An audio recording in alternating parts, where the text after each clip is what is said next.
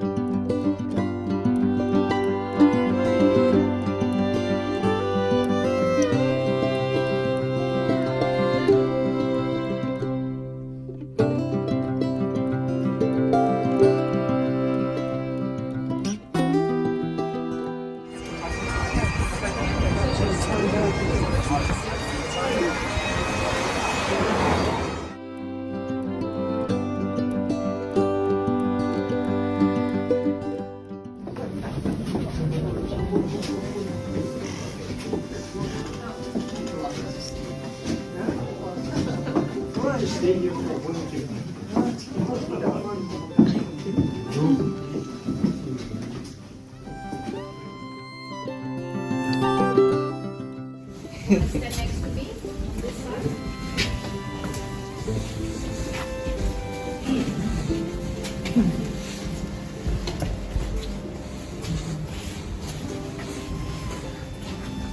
So this is what's left of the underground city. So when the construction of the South Bridge came to an end, the second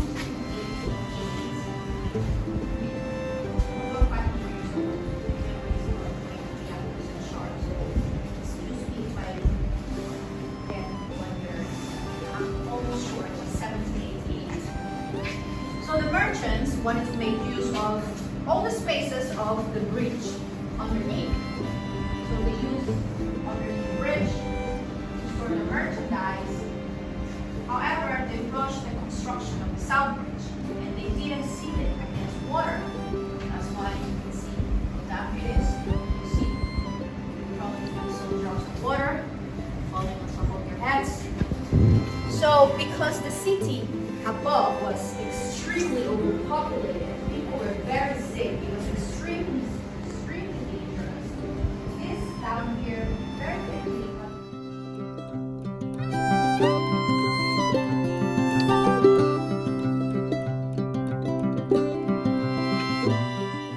to get victims. They didn't want to go to the graveyard, they didn't want to get dirty, muddy, you know. They were sophisticated.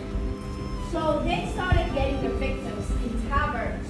They would get them drunk, very, very drunk. They would take them to their houses and suffocate them.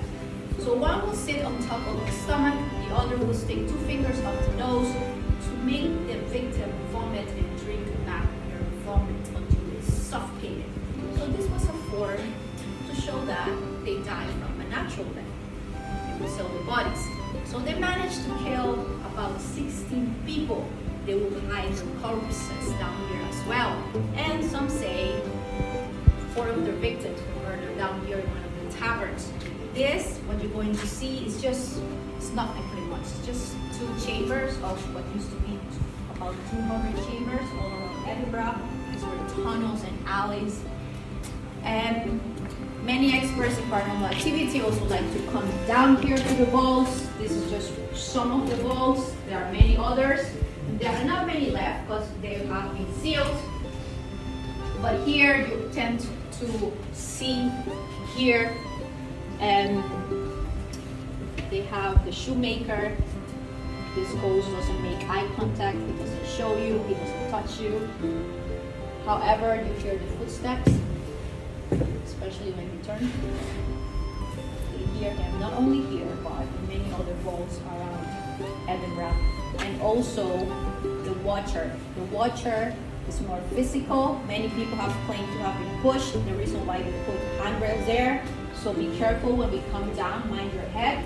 Also be very mindful of your breathing because of the poor air circulation. People tend to get very, very dizzy down here.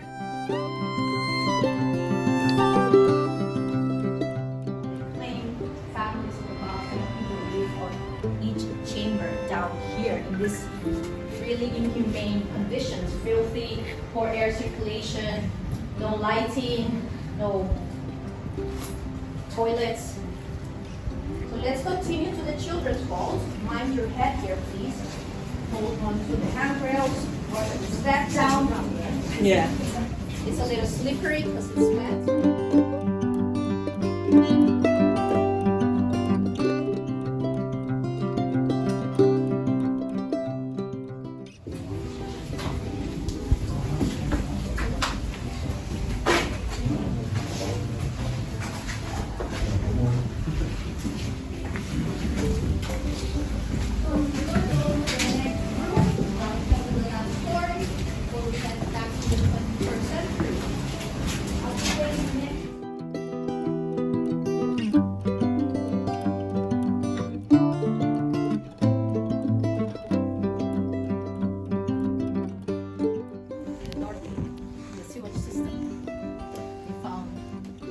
of bodies of women accused of witchcraft.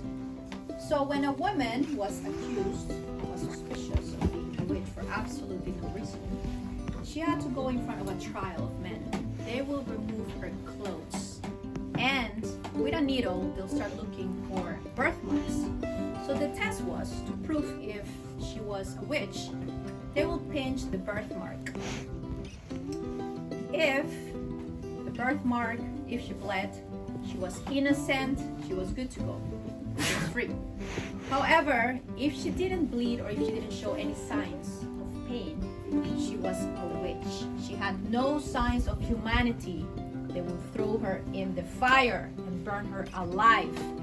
The esplanade at the Edinburgh Castle was the favorite location to burn these women. They had men as well, but 85% were women, remember, because of those religious biblical beliefs. Women was 3%, so they had to keep them in control with their mouths shut. So my son, King James VI of England, became very obsessed with this whole theme of witchcraft. So obsessed he will research for weeks in his room. He even wrote a whole encyclopedia called The Demonology that later on became a manual to detect witches. So he had the brilliant or the inhumane idea to make this woman go through a second test, as if the first one was not horrible enough psychologically. So after the first test, they would throw the woman inside the Nordloch. Remember the sewage system, the water, old Ricky? So if she sank, we will pray for her soul. She was innocent. She went to heaven. However, if her body came floating back up, she was a witch. She will be thrown in the fire. So the family members will start throwing stones at them to make them sink. Why do you think they will do such a horrible thing to their own family member? Why do you think they will throw the stones at? Imagine your daughter, your sister. Why will you stone your own sister? So she wouldn't get thrown in the fire. Yeah. I think for two reasons. Because being burned is probably one of the most horrible deaths for a human being. And secondly, or also to make her suffering short-lived. And secondly, because if that woman, even after being burned alive, they will chase down the whole family. So by all means, it was best for that woman to die, to protect the rest of the family.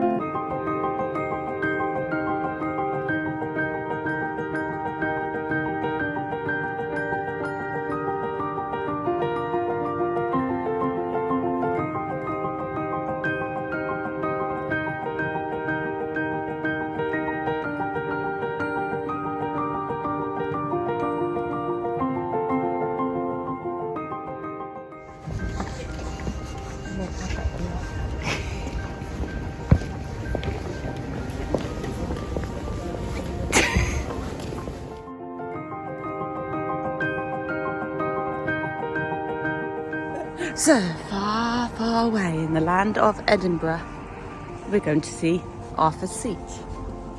Which way should we go? That way?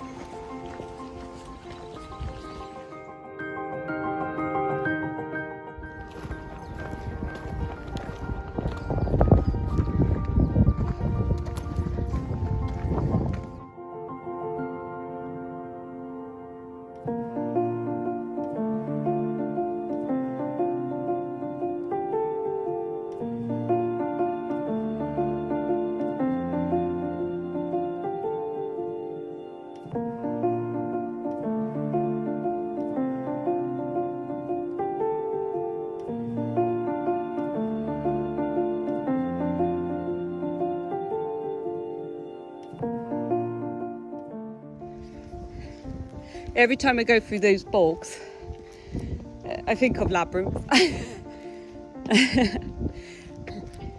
When they're stepping on stepping stones.